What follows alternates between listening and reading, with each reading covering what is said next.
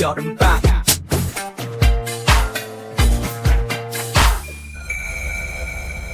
인천광역시 교육청 중등생들 부 여름방학 우주 프로젝트 중등생들 부 안녕하세요. 여름학기 쌤튜브 고등 국어를 담당한 유구현 선생님입니다. 오늘은 두 번째 시간이죠. 화자의 내면 세계라고 하는 것을 주제로 해서 여러분들과 백석 시인의 시 한 편 같이 읽어보도록 하겠습니다. 자, 여러분, 지난 시간에 우리가 배웠던 이미지와 심상이라고 하는 건 기본적으로 여러분들이 좀 가지고 있던 배경 지식이 있었어요. 자, 그런데 오늘의 주제, 내면 세계. 지난번에 배웠던 내용보다는 좀 여러분들이 낯설 수 있는데 이거 한번 보고 갈까요?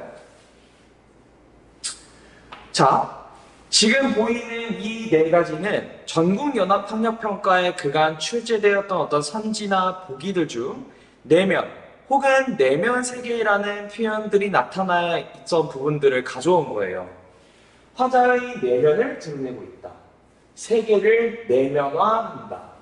화자의 내면 세계를 암시하는 역할을 한다. 화자의 내면 의식을 드러내는 경우가 많다. 자, 이렇게 공통적으로 내면이라는 말이 자주 사용되는데요. 만약에 여러분들 중에 어떤 내면이나 내면 세계, 내면 의식을 감정과 혹은 정서와 동일한 개념으로 생각하고 있다면 선생님은 개인적으로 한 80점 정도는 어느 정도 맞다라고 이렇게 이야기할 수 있을 것 같아요. 만약에 그게 100% 화자의 정서나 감정과 똑같은 거였다면 그러한 단어를 썼겠죠? 자, 오늘은요, 이 문학에서 말하는 내면 세계라고 하는 것이 무엇인지 여러분들을 한번 이해를 해보고, 그리고 그것을 문학 속에서, 시 속에서 읽어내는 것이 왜 중요한가 여러분들한테 한번 알려드리도록 하겠습니다. 자, 내면 세계를 알기 전에는 내면화라는 개념을 먼저 여러분들이 알 필요가 있는데, 내면화라고 하는 것은 사실 심리학에서 사용되는 용어입니다. 외부적 가치나 태도, 타인의 의견이나 관점 등을 자기 자신의 삶과 관련지어 통합하는 과정이다. 좀 말이 어렵죠? 그런데 이 설명에서 대비되는 것들이 있어요. 뭐냐면 외부적이라는 것과 자신의 삶이라는 것. 자신은 나죠. 외부는 이 나 바깥에 있는 거라고 생각을 하면 돼요. 바깥에 있는 것을 나의 삶에 적용하는 과정 정도로 생각하면 될 것 같습니다. 그때 내면 세계가 만들어진다는 거예요. 이러한 내면화를 통해 구성된 인간의 심리나 정서나 가치관, 그런 것들이 객관적인 외부 세계와 달리 주관성을 띠게 됐을 때 우리는 그것을 화자의 내면 세계라고 이야기를 한다는 겁니다. 자, 그러면 이 내면 세계를 파악하는 것이 왜 중요하냐? 아래 나와 있죠. 작가, 지난번에도 이야기했지만 결국 우리와 똑같은 사람이라고 했어요. 그리고 그가 만들어낸 시적 화자도 마찬가지로 하나의 인간 유형일 겁니다. 그들도 그만의 내면 세계를 지니고 있고요. 그 내면 세계를 파악해야만 우리가 작가가 이 시적 화자를 통해서 우리와 같은 독자에게 무엇을 전달하고 싶었을까? 이걸 여러분들이 이해할 수 있게 된다는 겁니다. 자, 여기 선생님이 중요하다고 봤던 거는 요거 한 번쯤 여러분들이 더 생각해 볼 필요가 있을 것 같아요. 외부적 가치나 태도, 타인의 의견이나 관점. 자, 우리는 문학에서 이 긴 표현을 다른 말로 뭐라고도 이야기를 하냐면요. 여러분가 한 번쯤 들어봤을 수도 있습니다. 얘를 세계라고도 이야기합니다. 그래, 우리가 세계라는 말을 만약에 익숙하다라고 한다면 자아라는 말도 익숙하겠죠. 우리가 자아와 세계라고 하는 것을 문학에서 자주 접하는데 이것을 우리가 세계라고 생각하면 될 것 같고, 자기 자신의 삶, 이것이 자의 삶이라고 여러분들이 이해하면 좀 더 받아들이기 수월하지 않을까 생각을 합니다. 자, 그럼 지금부터는요, 이러한 내면 세계를 파악하는 과정을 여러분들한테 한번 설명해 보려고 합니다. 첫 번째, 내면 세계를 파악하기 위해서 아까 우리 내면화에서 봤던 개념이죠. 무엇부터? 그렇죠. 외부 세계에 대한 파악이 먼저 되어야 된다는 겁니다. 이 외부 세계라고 하는 것을 시적 화자가 처한 상황이라고 이야기를 할 건데 그걸 분석해보자라는 거예요. 자, 그러면 시적 상황은 어떻게 이해를 해야 되는가? 선생님은 시적 화자가 처한 상황이라고 하는 것은 크게 시간 공간적 배경 그리고 사회문화적 배경이라고 이야기를 합니다. 지금 시적 화자가 처하고 있는 곳의 어떤 공간이나 시간, 낮이냐, 아침이냐, 밤이냐, 새벽이냐, 집이냐, 아니면 집이 아닌 또 다른 공간이냐, 그리고 사회문화적 배경, 어떤 제도나 어떤 사람들의 가치관이 통용되던 사회였느냐, 이런 것들이 외부 세계를 파악하는 데 여러분들에게 많은 도움이 될 거예요. 두 번째, 그러한 시적 상황 속에서 화자가 느끼는 감정이 무엇인지를 여러분들이 생각해 보라는 겁니다. 외부 세계라고 하는 것은요, 계속해서 이야기하지만 객관적인 겁니다. 누구에게나 동등하게 존재해요. 그러나 사람은 동등하지 않죠. 서로 생각하는 것들이 다르죠. 그렇기 때문에 그 상황 속에서 느끼는 시적화자 그 개인만의 어떤 감정이나 반응 같은 것들을 여러분들이 포착할 수 있어야 한다는 겁니다. 세 번째는요, 그 감정을 토대로 시적화자가 어떤 태도나 가치관을 취하고 있는지를 여러분들이 파악해야 합니다. 자, 이게 말이 되게 어렵지만 여러분들이 일상과 그렇게 동떨어 있지 않은 거예요. 왜냐? 예를 들어볼까요? 여러분들과 같은 고등학생들에게 어떤 삶에서 중요한 것들 중에 하나라고 한다면 시험일 겁니다. 뭐 이제 학교에서 정기적으로 보는 고사일 수도 있고요. 전국연합학력평가일 수도 있고, 나아가서는 수학능력 시험이 될 수도 있겠죠.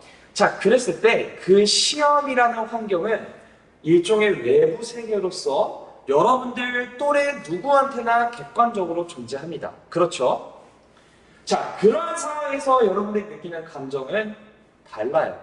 어떤 친구들은 그 시험을 되게 기대하거나 즐길 수도 있고요. 어떤 친구는 불안하고 두려움을 느낄 수도 있고요. 어떤 친구는 아무런 신경을 쓰지 않을 수도 있어요. 저마다 다르다라는 겁니다. 그러면 그 서로 다른 감정이 곧 뭐가 돼요? 태도나 가치관이 되는 겁니다. 시험을 즐기는 친구는요, 나름대로 자기에게 어떤 주어지는 검증의 시간 같은 것들이 자신을 성장시킬 수 있는 계기로 인식하기 때문에 즐기는 걸 수도 있어요. 불안해하거나 두려워하는 친구는요, 이 시험이 자신에게 굉장히 많은 것들이 걸려있다는 어떤 부담감 때문에 그런 거겠죠. 아무 생각이 없이 그냥 편안하게 살고 있는 친구는 나름대로 시험 같은 것들이 나를 어떻게 할 수 없어, 이런 가치관을 가지고 있는 거라고도 볼 수 있겠죠.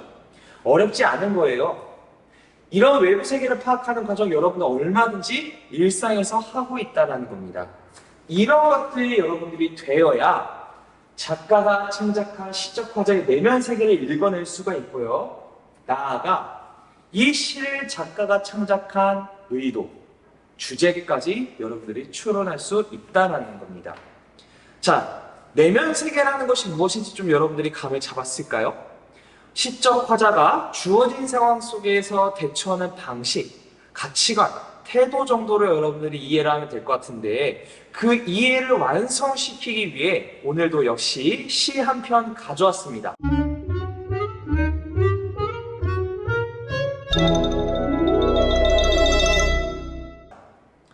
제목에서 봤겠지만 오늘 여러분들과 같이 읽을 시 백석의 흰 바람벽에 있어라는 작품인데요. 지난번과 마찬가지로 화면 잠깐 멈추고 시를 처음부터 끝까지 여러분들이 한번 낭송했으면 좋겠어요. 시가 조금 깁니다. 시간을 충분히 가지고요. 이 시 전체적인 어떤 분위기 속에서, 그 상황 속에서 여러분들이 드는 느낌들, 그런 것도 한번 자유롭게 떠올려 본 채로 선생님과 같이 읽어보도록 하겠습니다. 자, 여러분들이 나름대로 낭송을 하면서 여러 가지 생각을 떠올렸다면 한번 선생님이랑 차근차근히 다시 읽어보면서 내면 세계의 파악 완벽하게 이해해 보도록 하겠습니다. 자, 시가 좀 길어서요, 선생님 기준에 따라서 나눴는데 첫 번째 단락부터 한번 보겠습니다. 오늘 저녁 이 좁다란 방의 흰 바람벽에 어쩐지 쓸쓸한 것만이 오고 간다. 자, 지난번에도 이야기했지만 선생님은 시를 읽을 때 시적 화자를 파악하는 게 제일 중요하다고 이야기를 했어요. 자, 여기서는 지금 시적 화자가 직접 드러나 있지는 않지만 시적 화자가 현재 존재하고 있는 공간과 시간에 대해서 알려줍니다. 오늘 저녁 이 좁다란 방 여기에서 흰 바람벽을 보고 있어요. 어쩐지 쓸쓸한 것만이 오고 간답니다. 자, 바람벽이라는 게 뭐냐면 아주 튼튼하고 견고한 벽의 개념보다는 옛날 형식의 집에 얇게 바른 벽 정도로 생각하면 될 것 같은데 그런 벽으로 둘러싸인 아주 좁은 방에 있다라는 겁니다. 자, 시적 화자의 어떤 공간, 흰 바람벽까지 연결되겠죠? 그리고 저녁이라는 시간.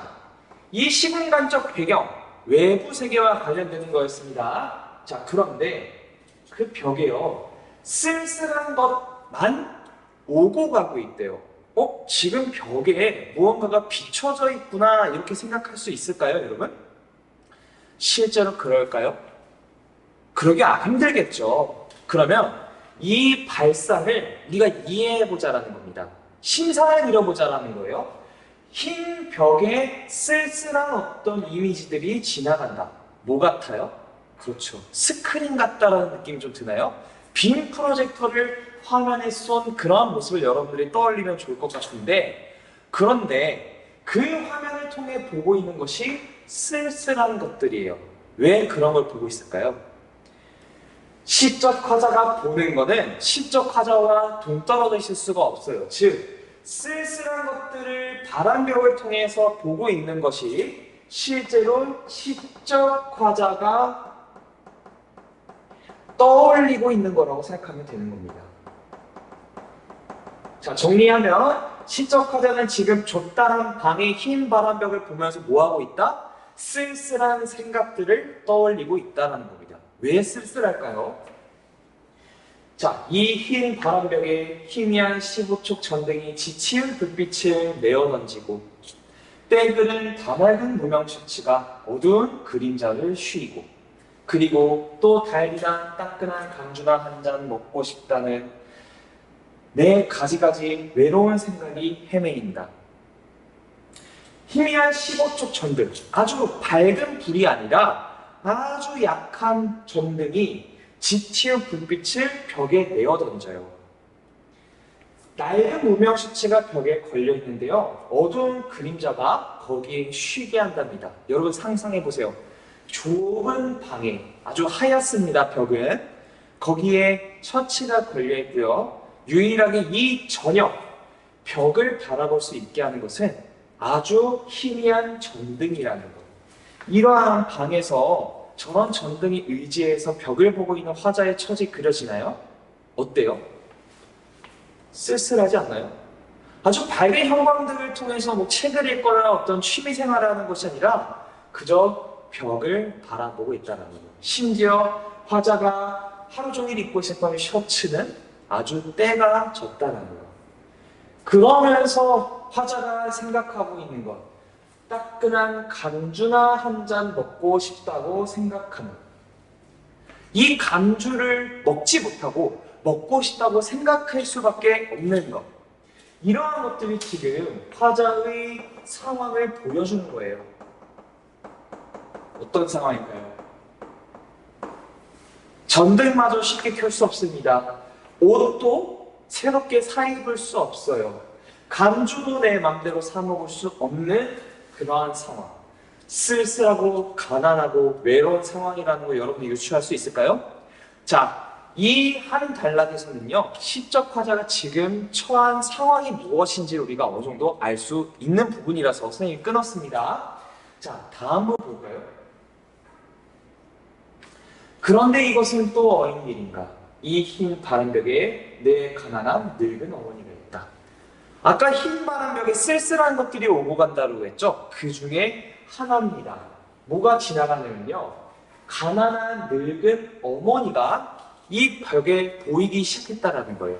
아니, 어머니가 보이는 게 왜 쓸쓸한 것일까요? 그거 한번 우리가 유추해보죠. 자, 어머니가 뭘 하고 있냐면요, 이렇게 시퍼러둥둥한 이 추운 날인데 차이찬물에 손을 담그고 무와 배추를 씻고 있다는 겁니다. 지금 이 화자가 보고 있는 풍경이에요. 화자가 벽을 통해 보는 거죠. 어때요? 가난하고 늙은 어머니가 차가운 물에 무와 배추를 씻고 있는 거. 썩 좋은 풍경, 좋은 광경은 아니겠죠. 어머니 하지 마세요. 제가 하겠습니다. 혹은 이렇게 추운 날 굳이 왜 쉬세요? 이런 말이 정말 자연스럽게 나올 정도의 그런 상황인데 시적 화자는 흰 바람벽을 보면서 그런 생각을 하고 있다는 거예요. 자, 흰 바람벽을 통해서 어머니를 보고 있는 것. 왜 어머니를 보고 있을까요? 어머니가 지금 시적 화자의 곁에 존재하지 않기 때문이겠죠. 즉, 이 가난한 늙은 어머니는 다시 말해서 시적 화자에게 어떤 존재? 그리운 존재라는 거죠. 보고 싶은 존재가 벽에 떠오르고 있는 거예요. 그러니 자연스럽게 어떤 인물도 여러분들이 이해가 돼요? 내 사랑하는 사람. 사랑하는 사람을 직접 보러 가면 되는데 바람벽을 통해서 보고 있는 것. 마찬가지로 그리움의 존재이나 지금 만나러 갈 수 없는 상황이라는 것까지 알 수 있겠죠. 왜요? 어느 먼 앞대 조용한 개폭가에 해변가에서 그의 지아비와 마주 앉아 남편과 마주 앉아 따뜻한 국을 끓여놓고 저녁을 먹고 있다는 겁니다. 심지어 자식도 생겨서요 옆에 끼고 저녁을 먹는다는 겁니다. 어떻습니까? 충분히 행복해 보이죠? 내 사랑하는 사람 옆에 다른 남자 그리고 그들 간에 자식이 있는 모습을 생각한다는 것. 어떤 심정인지 여러분 좀 공감이 되나요? 지금 이 바람벽을 통해서 보고 있는 두 명의 대상, 어머니와 사랑하는 사람, 둘 다 시적 화자에게 그리움을 나타내는 존재라고 하는 것. 그리고 가정이 생긴 옛 여인을 보면서 시적 화자가 떠올릴 생각들, 어떤 게 있을까요? 그쵸. 후회할 수도 있어요. 아쉬움이 있을 수도 있고요. 가정을 꾸려서 따뜻한 국을 먹는 사람과 달리 나는 간주 한 잔 먹고 싶다는 생각밖에 하지 못합니다. 더욱더 쓸쓸하고 외로워지겠죠. 이런 감정들이 여러분들이 충분히 유추할 수 있다는 거예요. 무엇을 통해서? 시적 화자가 처한 외부적 환경을 통해서, 시적 상황을 통해서 감정들을 추론할 수 있다는 겁니다. 자, 우리 아까 내면 세계를 파악하는 과정 속에서 두 가지를 한 겁니다. 첫 번째, 시적 화자가 처한 상황에 대한 분석. 두 번째, 그러한 상황 속에서 시적 화자가 느끼고 있는 감정들. 이것까지 유추를 했죠. 자, 그럼 이제 남은 건 한 가지입니다. 이러한 감정을 느끼는 속에서 어떤 태도를 취할 것이냐. 후회와 아쉬움과 쓸쓸함이 드니 그냥 나는 이렇게밖에 못 사는 한심한 존재구나 이런 생각을 할지, 아니면 또 다른 방향을 제기할지 다음 부분을 읽으면 알 수가 있겠죠. 그런데 또 이지막하여 어느 사이인가 이 흰바람 벽에 내 쓸쓸한 얼굴을 쳐다보며 이러한 글자들이 지나간다. 자, 이 그런데라는 것을 기준으로 해서 이 바람벽에 비치는 것들이 바뀐다라고 생각하면 될 것 같아요. 자, 이제는 내 쓸쓸한 얼굴이 잠시 비춰지면서 글자가 지나가기 시작합니다. 어떤 글자? 나는 이 세상에서 가난하고 외롭고 높고 쓸쓸하니 살아가도록 태어났다. 그리고 이 세상을 살아가는데 내 가슴은 너무도 많이 뜨거운 것으로, 허접한 것으로, 사랑으로, 슬픔으로 가득 찬다. 자, 시적 화자 나입니다. 나보고 어떤 말을 하는 글자들이 지나가냐면요. 나는 가난하게 살아가도록 태어났다. 외롭게 살아가도록 태어났다. 쓸쓸하게 살아가도록 태어났다라는 글자들이 지나가고 있답니다. 아니, 지금 시적 화자 어떤 상황이에요? 쓸쓸하고 외롭고 살고 있죠. 그런데 넌 그렇게 살게 태어난 거야 라는 글자가 지나간다랍니다. 이거 화자를 지금 얼마나 더 슬프게 만드는 걸까요? 비관하는 걸까요? 그럼에도 불구하고 마음에는 사랑과 슬픔으로 가득 찬대요. 도저히 이 글귀만 보면요, 화자가 지금 처한 이 쓸쓸한 상황을 개선할 수가 없을 것 같아요. 더욱더 슬프고 외롭게 만들 것 같은 거예요. 그런데 이제 다음에 지나가는 구절을 읽으면 이 구절의 의미를 여러분들이 이해할 수 있습니다.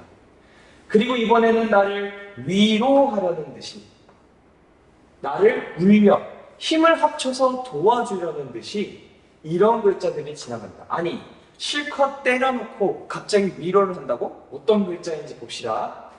하늘이 이 세상을 내일 적에 그가 가장 귀하고 사랑하는 것들은 모두 가난하고 외롭고 높고 쓸쓸하니 그리고 언제나 넘치는 사랑과 슬픔 속에 살도록 만드신 것이다. 자, 여기서 가난하고 외롭고 높고 쓸쓸하니 그리고 언제나 넘치는 사랑과 슬픔 속에 살도록 만드신 것이다. 자, 이거 뭐예요? 그렇죠? 위에 나와 있는 거잖아요. 이 구절과 굉장히 유사합니다. 즉, 이 만드신 것, 이게 뭡니까?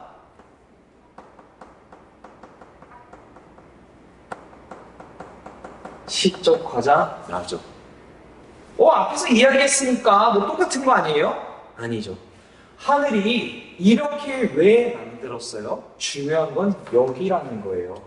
하늘이 이 세상을 내일 적에 그가 가장 귀하고 사랑하는 것들. 이해가 되나요? 지금 시적 화자가 처하고 있는 가난하고 외롭고 쓸쓸한 상황, 그것의 이유를 어디에서 찾은 겁니까? 하늘이라는 절대적 존재로부터 찾은 거예요. 자, 우리 한번 배경지식 써봅시다. 우리가 우리의 삶을 자발적으로 개척해난다라고 했을 때, 나는 이럴 사람이야. 나는 이 나라를 구할 사람이야. 우리 이거 두 글자로 뭐라고 해요? 그렇죠. 운명이라고 하죠. 지금 시적 화자는요, 일종의 자신의 운명에 대해서 이야기를 하고 있는 거예요. 어떤 운명? 나는 가난하고 외롭고 쓸쓸하게 살아갈 수밖에 없어. 그런데 그 수많은 운명에 대한 이야기 중에 아주 좀 비극적인 운명이잖아요. 그런데 비극이라고만 우리가 읽어낼 수 없는 이유, 이것 때문이에요. 시적 화자는 어떤 존재? 하늘이 귀하게 여기고 사랑받는 존재라는 것. 시적 화자의 운명이라고 하는 것을 하늘을 다른 말로 표현하겠습니다. 절대적 존재. 이 절대적 존재의 총애를 받는 존재야 나는. 이 말을 하고 싶었던 거예요. 내가 지금 비록 가난하고 외롭고 쓸쓸하게 살아가고 있습니다. 그러나 나는 이것이 나의 운명인 걸 알고 있어요. 왜? 하늘이 그가 사랑하고 귀하게 여기는 것들은 그렇게 살도록 만들었거든. 그런 어떤 믿음 하나로 지금 이 가난과 외로움과 쓸쓸함을 뭐 하려고 하는 거예요? 그렇죠. 극복하려는 의지를 다잡고 있는 거죠. 자, 여기서 여러분들이 질문을 할 수 있어요. 아니, 선생님, 그냥 이 가난, 외로움, 쓸쓸함, 이거 자기가 어떻게 고칠 수 없으니까 그냥 받아들이는, 체념하는 거 아니에요? 그렇게 볼 수도 있습니다. 다만, 우리가 그렇게만 비극적으로만 생각할 수 없는 이유가 이 시어를 통해서 알 수 있는 겁니다. 바로 이거죠. 가난하게 살아가도록 태어났다. 이해가 돼요. 외롭게 살아가도록 태어났다. 이해가 됩니다. 그런데 높게 살아가도록 태어났다? 이거 좀 이질적이라는 거죠. 자, 여기에서 높다라는 것, 높은 것. 뭐가 있죠? 높은 것? 하늘이 있죠. 즉, 시적 화자가 지금 자신의 이 가난하게 살도록 태어났다라는 이 운명에 대한 이야기는 그것에 순응하겠다, 그것에 체념하겠다라는 뜻이 아니라 그것보다 더 높은 경지에서 그것들을 받아들이겠다라는 뜻입니다. 어떤 뜻이에요, 그게? 가난, 외로움, 쓸쓸함? 오케이, 받아들이겠어. 그러나 나는 더 높은 것이 나를 좌지우지하고 있다는 걸 알고 있어. 더욱더 고결한 의지를 여기서 내포하고 있기 때문에 단순히 이러한 운명에 대한 사고방식이 포기나 체념과 이어지지 않는다라는 거죠. 우리가 살아가면서 여러 가지 시련을 겪을 때가 있어요. 분명 그 시련을 이겨내기 위해 여러 가지 노력을 하는 사람들도 있겠지만, 이거 잠깐 지나가야 되는, 겪어야 되는 시련이야 라고 받아들이는 사람들이 분명히 있다는 겁니다. 여러분들은 그 사람들을 보면서 쟤 포기했네 이런 이야기를 하나요? 아니죠. 이것을 견뎌야 더 높은 내가 무언가 원하는 것이 나에게 올 것이기 때문에 견딘다라고 생각을 해요. 시적 화자도 마찬가지라는 겁니다. 자신에게 주어진 이 좁다랗고 흰 바람벽에 쓸쓸한 것들이 보이면서 내 슬픈 감정이 더 올라간다라고 했을 때 그걸 이겨내기 위한 사고방식이나 태도가 이 한 구절을 통해서 드러나는 겁니다. 나는 하늘이 사랑하는 존재이기 때문에 이러한 고통은 당연한 것이며 언젠가는 지나가게 될 거다. 그러면서 이런 말도 지나갑니다. 초생딸과 바구지꽃과 짝새와 당나귀가 그러했어요. 자, 구체적으로 어떤 의미를 가지고 있는 소재인지까지는 생각하지 않아도 됩니다. 다만 시적 화자가 또 좋아하는 존재로서 그들도 나의 사랑을 받았던 것처럼 나도 하늘의 사랑을 받을 것이기 때문에 이거 지나갈 거예요. 프랑시스 잼과 도연명과 라이넬 마리아 릴케도 그러했거든. 자, 이 인물들은요 공통적으로 살아있을 때 생전에 고통스러운 삶들을 보냈다고 여겨지는 인물들이에요. 그러나 지금 백석이 좋아하는 인물들로서, 좋아하는 어떤 문학적, 역사적 인물들로서 남아있듯이 나도 지금은 비록 가난하고 외롭고 쓸쓸하고 이 사람들과 유사하게 살아가나 결국에는 이러한 삶들이 나아질 것이다. 난 극복할 수 있을 것이다 라는 태도를 보이는 겁니다. 자, 화장이 내면 세계를 파악하기 위한 세 번째 단계를 방금 우리는 이해를 했어요. 어떤 거? 자신의 이 가난하고 외롭고 고통스러운 처지를 어떻게 받아들이는가. 운명. 그러나 그 운명이라고 하는 것은 결국엔 내가 극복할 수 있을 운명이라는 것에 대한 생각. 긍정적인 생각인 거죠. 자신에게 주어져 있는 어떤 고통이나 시련 같은 것들이 나를 누군가가 해하려는 의도로 나에게 지금 주고 있는 것이 아니라 하늘이 사랑하기 때문이라고 생각하는 것. 이러한 가치관과 태도를 통해서 이 시가 우리에게 어떤 말을 하고 싶었던 건지도 여러분들 아마 파악할 수 있을 겁니다. 그러면 다시 처음으로 돌아가서 전체적인 내용 한 번 더 정리하도록 하겠습니다. 자, 저녁에 좁다란 방의 흰 바람벽을 보면서 쓸쓸한 것들을 보고 있는 시적 화자입니다. 시적 화자가 바람벽을 보면서 쓸쓸한 생각을 할 수밖에 없는 것은 자신이 지금 쓸쓸한 처지에 있기 때문인 거죠.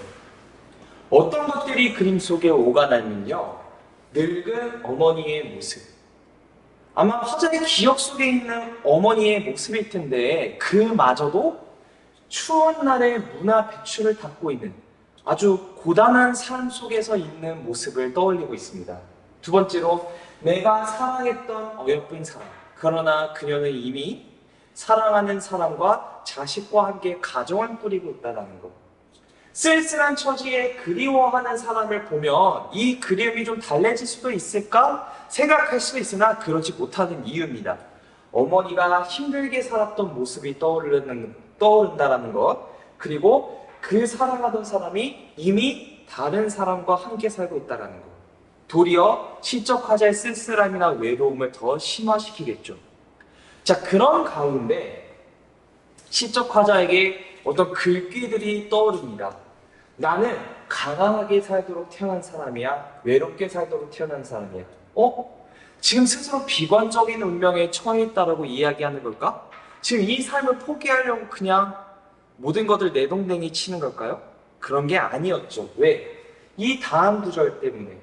하늘이 이 세상을 내일 적에 그가 가장 귀하게 여기고 사랑하는 것이기 때문에 나는 가난하고 외롭고 쓸쓸하게 살아가는 것이다.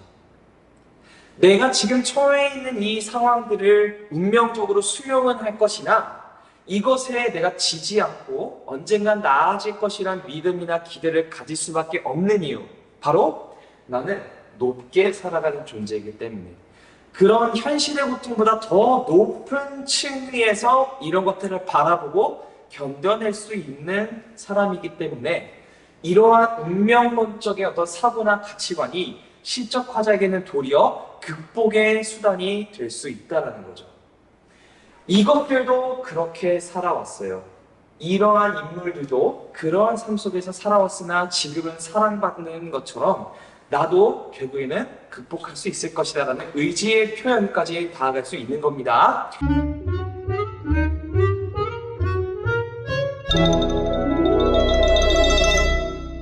자, 마지막으로요. 이 백석이 흰 바람벽에 있어가 2015년도 3월 고등학교 3학년 전국연합학력평가에 출제됐었는데 잠깐 짚어보고만 갈게요. 어떤 내용들이 출제되었는가? 시에 대한 감상을 물어보는 문제인데 보기 한번 읽어가죠. 이 작품에는 흰 바람벽에 대한 다양한 이미지가 복합적으로 내재되어 있다. 어떤 이미지들인지 한번 볼까요? 외풍을 막는 허술한 벽으로서 초라한 이미지. 그렇죠. 바람을 튼튼하게 막는 그런 벽의 형태가 아니라 아주 얇게 바른 벽이라는 것. 초라한 이미지 가져올 수 있겠네요. 쓸쓸함을 자아내기도 한답니다. 아주 좁은 방의 흰 바람벽을 보면서 아주 희미한 전등에 의지하며 앉아있는 시적화자의 모습. 쓸쓸함 가져올 수 있습니다. 고결함을 상징하는 하얗고 깨끗한 이미지. 자, 흰 바람벽이라고 했어요. 그 흰색을 통해서 이 보기에서는 고결함도 볼 수 있어 라고 말을 하고 있는 겁니다. 또한 더 이상의 탈출구가 없는 한계의 상황. 자, 시적 화자 입장에서 한계라는 거예요. 어떤 한계예요? 지금 나 혼자 가난하고 외롭고 쓸쓸하게 살고 있어. 내 머릿속에는 그리웠던 존재들이 막 떠올라. 그들을 만나러 갈 수 없었겠죠. 이러한 상황들을 복합적으로 한계 상황이라고 표현할 겁니다. 그러다 보니 여러 가지 머릿속에 떠오르는 상념들이 흰 바람벽에 투사가 되죠. 자, 여기까지는 시에 나와 있던 내용들을 나름대로 해석한 거예요. 이 문제를 출제한 사람이. 자, 그럼 그런 것들을 통해서 우리가 뭘 읽어낼 수 있느냐? 화자는 자신의 정서. 그쵸? 어떤 감정들이었어요? 쓸쓸함, 후회, 외로움, 그리고 처지. 어떤 처지였어요? 그러한 감정들을 느끼는 와중에 나는 어떻게 생각을 할 것이다?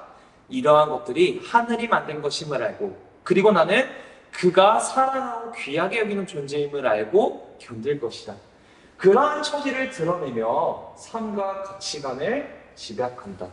시적 화자의 가치관, 우리는 파악을 했습니다. 자, 그러면 이 내용, 시를 이렇게 읽어내세요 라고 하는 내용을 통해서 보기를 본다라고 했을 때 사실 이 문제는요, 이 보기가 막 정확하게 요구되고 이 보기를 정확하게 분석하는 걸 요구하지 않아요. 왜냐? 정답이 3번인데요.